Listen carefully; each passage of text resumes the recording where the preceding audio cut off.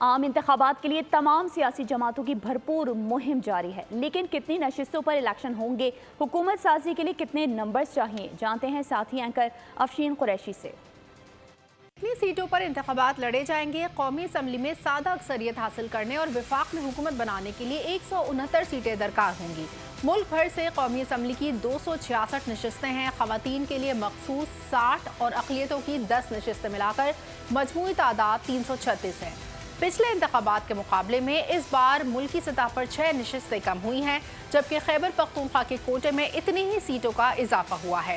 اس کی اہم وجہ یہ ہے کہ قبائلی علاقے خیبر پختونخوا میں ضم ہو چکے ہیں، جس سے ان علاقوں کی نشستیں جو پہلے علیحدہ سے تھیں اب 12 سے آدھی کر کے صوبائی اسمبلی میں ملا دی گئی ہیں۔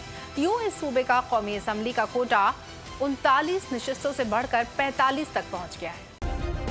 سبسکرائب کریں اور بیل دبائیں تاکہ کوئی خبر رہ نہ جائے۔